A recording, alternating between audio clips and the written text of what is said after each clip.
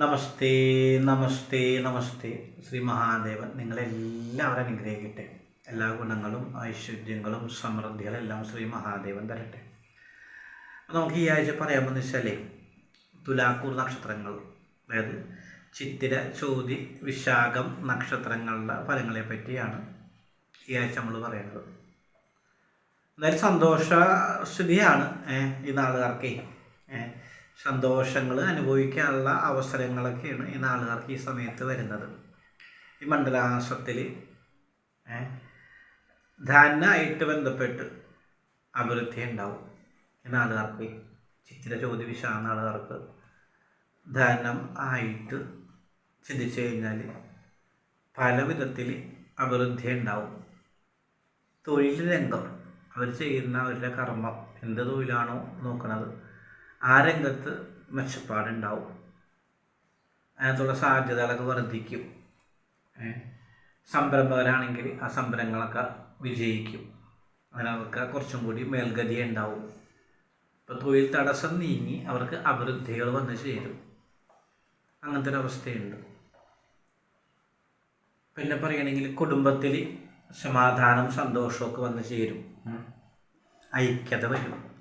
ദാമ്പത്യമായിട്ടുള്ള പ്രശ്നങ്ങളൊക്കെ മാറി സന്തോഷമായിട്ടുള്ള ജീവിതങ്ങൾക്കായിട്ട് മുന്നോട്ട് പോകാൻ സാധിക്കും. അപ്പം അങ്ങനെയുള്ള പല ഗുണങ്ങളാണ് ചിത്തിര, ചോതി, വിശാഖ നാളുകാർക്ക് ഈ സമയത്തുള്ളത്. പിന്നെ അവർ ഏതെങ്കിലും ഗൃഹനിർമ്മാണമായിട്ട് ബന്ധപ്പെട്ടൊക്കെ ജോലി നോക്കാൻ ആൾക്കാരുണ്ടെങ്കിൽ, അതല്ല കച്ചവടമായിട്ട് ബന്ധപ്പെട്ടൊക്കെ ജോലി നോക്കാൻ ആൾക്കാരുണ്ടെങ്കിൽ അവർക്കൊക്കെ ക്ലേശങ്ങളായിട്ടുള്ള അവസ്ഥകളായിരുന്നു. അതിൽ നിന്നൊക്കെ വ്യത്യാസമായി അഭിവൃദ്ധിയിലേക്ക് കുതിച്ചുകൊണ്ടിരിക്കുന്ന സന്ദർഭങ്ങളാണ് വരുന്നത്. പുതുതായിട്ട് പുതിയ ജോലി സംരംഭങ്ങളൊക്കെ തുടങ്ങാൻ സാധിക്കും. കച്ചവടമാണെങ്കിൽ അത് മികവുറ്റതാക്കിയെടുക്കാൻ സാധിക്കും.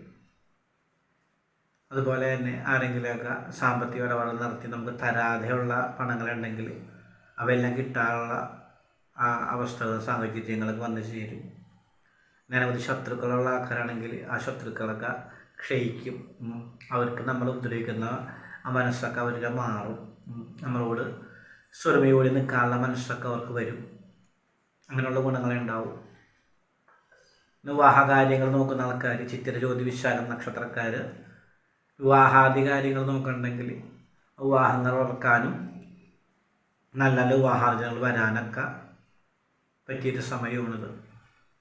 വിദേശയാത്രയൊക്കെ നോക്കുന്ന ആൾക്കാർ, വിദേശത്ത് പോയി പഠിക്കാൻ നോക്കുന്ന ആൾക്കാർ, അവർക്കൊക്കെ അഭിവൃദ്ധി ഉണ്ടാവും. പഠിക്കാനുള്ള സന്ദർഭങ്ങളൊക്കെ വന്ന് ചേരും. യാത്രക്കുള്ള സന്ദർഭമൊക്കെ വന്ന് ചേരും. അതിനൊക്കെയുള്ള സാമ്പത്തികമായിട്ടും മറ്റു രീതിയിലൊക്കെ ഉള്ള കാര്യങ്ങളെല്ലാം അടുത്ത് വരും. അങ്ങനെയൊക്കെയുള്ള സമയമാണ്. തീർത്ഥാടന സന്ദർഭമുള്ള സമയമാണ്, തീർത്ഥാടന സമയമാണിത്. അതൊക്കെ ഒരു നന്നായിട്ട് ഉപയോഗിക്കാൻ സാധിക്കും. നല്ല ഭംഗിയായിട്ട് ക്ഷേത്ര ദർശനം നടത്താൻ സാധിക്കും. അങ്ങനെയുള്ള പല പല ഗുണങ്ങളാണ് പറയണത്. പിന്നെ പറയണമെങ്കിൽ എന്തെങ്കിലും ജീവജാലങ്ങളെയൊക്കെ വാങ്ങിച്ച് വളർത്താനുള്ള അവസരങ്ങൾ വരും. പശു, ആട്, നായ്ക്കൾ ഇങ്ങനെയുള്ളവയൊക്കെ വാങ്ങിച്ച് വളർത്താനുള്ള അവസരങ്ങൾ വന്നു ചേരും. അവയൊക്കെ വളർത്തുന്ന ആൾക്കാർക്ക് അവയെ കൊണ്ട് അഭിവൃദ്ധി വന്നു തീരും. ധനലാഭം ഉണ്ടാകും. അതിനെ ചൊല്ലിയൊക്കെ അങ്ങനെയുള്ള ഗുണങ്ങളുണ്ടാവും. വാഹന കച്ചവടം നടത്തുന്ന ആൾക്കാർ, അതുപോലെ തന്നെ ബിസിനസ് കാര്യങ്ങൾ, ചെറിയ ചെറിയ കച്ചവടങ്ങൾ, പലചരക്ക് കച്ചവടങ്ങൾ, കാര്യങ്ങളൊക്കെ നടത്തുന്ന ആൾക്കാരുണ്ടെങ്കിൽ അവർക്കൊക്കെ അതിനകത്തൊക്കെ അഭിവൃദ്ധി നേടാൻ സാധിക്കും. കച്ചവടം കുറച്ചുകൂടി വിപുലീകരിക്കാൻ സാധിക്കും. അങ്ങനെയുള്ള സമയങ്ങളാണ്. ഗൃഹനിർമ്മാണം നടത്തുന്ന ആൾക്കാരുണ്ടെങ്കിൽ, പുതിയ വീട് പണിയുന്ന ആൾക്കാരുണ്ടെങ്കിൽ, പുതിയ സ്ഥലം വാങ്ങിക്കുന്ന ആൾക്കാരുണ്ടെങ്കിൽ അവർക്കൊക്കെ അതൊക്കെ ഏറ്റവും ഭംഗിയായിട്ട് ചെയ്യാൻ സാധിക്കും. ആ നിർമ്മാണമൊക്കെ പൂർത്തീകരിക്കാൻ സാധിക്കും. നിർമ്മാണ പ്രവർത്തനങ്ങൾ ഏറ്റവും വേഗത്തിൽ കൊണ്ടുപോകാൻ സാധിക്കും. അങ്ങനെയുള്ള സമയവും അങ്ങനെയുള്ള പല ഗുണങ്ങളുള്ള സമയവും. രോഗാദുരിതങ്ങളായിട്ടിരിക്കുന്ന ആൾക്കാരുണ്ടാവും. അവർക്കൊക്കെ രോഗാദുരിതങ്ങളിൽ നിന്നൊക്കെ മോചനം കിട്ടും. അങ്ങനെ നാളായിട്ട് മാനസിക ക്ലേശങ്ങളായിട്ട് രോഗാദുരിതങ്ങളൊക്കെ ആയിട്ടിരിക്കുന്ന ആൾക്കാരുണ്ടാവും. ചിത്തിര, ചോതി, വിശാഖം നാളുകാർ. അവർക്കൊക്കെ അതിൽ നിന്നൊക്കെ ബുദ്ധിമുട്ടുകളൊക്കെ മാറി, ആ രോഗാവസ്ഥയിൽ നിന്നൊക്കെ മാറി സന്തോഷ അനുഭവങ്ങളിലേക്ക് പോകും അവർ. അതൊരു ഭാഗ്യമാണ്. അങ്ങനെയുള്ള പല പല ഗുണങ്ങളാണ് ഈ സമയത്ത് വന്നത്.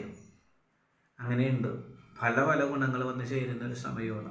വളരെ ചുരുക്കം ആൾക്കാർക്കാണ് ഒരു തൊഴിൽ രംഗത്ത് ബുദ്ധിമുട്ട് ഉണ്ടാവുന്നത്. അത് ഈ കൺസ്ട്രക്ഷൻ മേഖല അതായിട്ട് ബന്ധപ്പെട്ടുള്ള ആൾക്കാർക്ക് ചെറിയ തൊഴിൽ തടസ്സം ഉണ്ടാവും. ആ തൊഴിൽ മേഖലയിൽ അല്പം ബുദ്ധിമുട്ടുകൾ, അലോഹ്യങ്ങൾ, കലഹങ്ങളൊക്കെ വന്ന് ചേരും. ഇത് മാറും, പേടിക്കാനില്ല. ഇതിപ്പോൾ ഡിസംബർ മാസം പകുതിക്കുമ്പായിട്ടൊക്കെ അതൊക്കെ മാറി അനുകൂലാവസ്ഥയിലേക്ക് വരും. എന്നാൽ കൂടി ഇപ്പം ഇത്തിരി ബുദ്ധിമുട്ടാണ്. അപ്പോൾ അത് ചില കാര്യങ്ങളിലൊക്കെ വിഷമസന്ധികളായിട്ടും തർക്കങ്ങളായിട്ടൊക്കെ വരും. അതൊക്കെ മാറും, വിഷമിക്കാനില്ല. മാറാനുള്ള നല്ല സമയങ്ങളൊക്കെയാണ് വന്ന് ചേരണത്. അപ്പം അങ്ങനെയുള്ള ഗുണങ്ങളുള്ള സമയങ്ങൾ, സന്ദർഭമൊക്കെയാണ് ഈ ചിത്തിര, ചോതി, വിശാഖക്കാർക്കുള്ളതേ. അവരത് ഏറ്റവും നന്നായിട്ട് ഉചിതമായിട്ട് ഉപയോഗിക്കുക എന്നുള്ളതാണ്. നമുക്ക് നല്ല അവസരങ്ങൾ വരുമ്പോൾ നമ്മൾ അത് ഏറ്റവും ഭംഗിയായിട്ട് ഉചിതമായിട്ട് ഉപയോഗിക്കാനുള്ള മനസ്സും കൂടി ഉണ്ടാവണം എല്ലാവർക്കും. എന്നാൽ മാത്രമേ നമുക്ക് എന്തെങ്കിലും മെച്ചപ്പാടുകൾ വരികയുള്ളൂ. കിട്ടുന്ന പണവും മറ്റു കാര്യങ്ങളൊക്കെ ദൂരത്തടിച്ച് കളഞ്ഞു കഴിഞ്ഞാലൊന്നും അഭിവൃദ്ധി ഉണ്ടാവില്ല. അപ്പോൾ അത് ഏറ്റവും സുരക്ഷിതമായിട്ട് സൂക്ഷിക്കാനും വേണ്ടത് ഉപയോഗിക്കാനൊക്കെ ഉള്ള മനസ്സുണ്ടാവണം.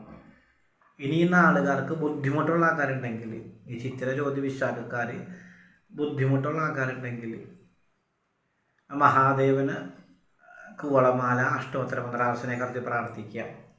കുവളമാല, അഘോര മന്ത്രാർച്ചന, അഷ്ടോത്തര മന്ത്രാർച്ചനയെ കഴിച്ച് പ്രാർത്ഥിക്കുക. അത് നല്ലതാണ്.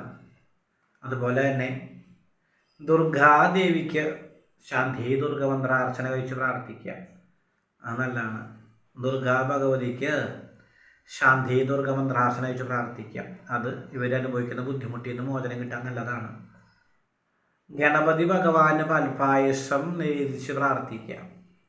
പാൽപ്പായസം വഴിപാട് കഴിച്ച് പ്രാർത്ഥിക്കുക. മുക്കൂറ്റുമാല ചാർജ് പ്രാർത്ഥിക്കുക. അതൊക്കെ ഇവരനുഭവിക്കുന്ന ബുദ്ധിമുട്ടിന്, ആർക്കെങ്കിലും ബുദ്ധിമുട്ട് അനുഭവിക്കുന്ന ആൾക്കാരുണ്ടെങ്കിൽ, ചിത്ര, ജ്യോതി, വിശാഖം നാളിൽ ബുദ്ധിമുട്ട് അനുഭവിക്കുന്ന ആൾക്കാരുണ്ടെങ്കിൽ ആ ബുദ്ധിമുട്ടിൽ നിന്ന് മോചനം കിട്ടാൻ വളരെ നല്ലതാണ് എന്നുള്ള കാര്യങ്ങൾ ചെയ്യണത്. അപ്പം അങ്ങനെയൊക്കെ നമുക്ക് നമ്മൾ ഉദ്ദേശിക്കുന്ന രീതിയിലൊക്കെ മുന്നോട്ട് പോകാൻ സാധിക്കും. എന്തായാലും നല്ല പ്രാർത്ഥനാദി കാര്യങ്ങൾ വേണം. ചിത്ര, ജ്യോതി, വിശാഖക്കാർക്ക് നല്ല സമയമാണ്. അവരത് വേണ്ടതിൽ വിനിയോഗിക്കണം. അതാണ് പ്രധാനം. നല്ല അവസരങ്ങൾ കിട്ടുമ്പോൾ നമ്മളത് ഏറ്റവും നന്നായിട്ട് വിനിയോഗിക്കണം. ഇത് കുടുംബത്തിൽ എല്ലാവർക്കും ഗുണം കിട്ടുന്ന രീതിയിൽ വിനിയോഗിക്കണം. അതിനൊക്കെയുള്ള മനസ്സ് എല്ലാവർക്കും ഉണ്ടാവണം. എന്നാലും എല്ലാവരും ശ്രീ മഹാദേവൻ അനുഗ്രഹിക്കട്ടെ. പിന്നെ എന്തെങ്കിലും സംശയങ്ങളുണ്ടെങ്കിൽ കമൻ്റായിട്ട് ചോദിക്കാം. നമുക്കറിയാവുന്നതാണ്, നമ്മൾ ഉത്തരം തരും. നമ്മുടെ വീഡിയോസൊക്കെ ഇഷ്ടമാവുണ്ടെങ്കിൽ ഷെയർ ചെയ്യുക, ലൈക്ക് ചെയ്യുക, സബ്സ്ക്രൈബ് ചെയ്യുക. നമ്മുടെ സംരംഭം പ്രോത്സാഹിപ്പിക്കുക. എല്ലാവരും ശ്രീ മഹാദേവൻ അനുഗ്രഹിക്കട്ടെ. എല്ലാ ഗുണങ്ങളും ഐശ്വര്യവും സമൃദ്ധിയെല്ലാം ശ്രീ മഹാദേവൻ തരട്ടെ. ശുഭനാശംസകൾ, എല്ലാ നന്മകളും നേരുന്നു. നമഃ ശിവായ.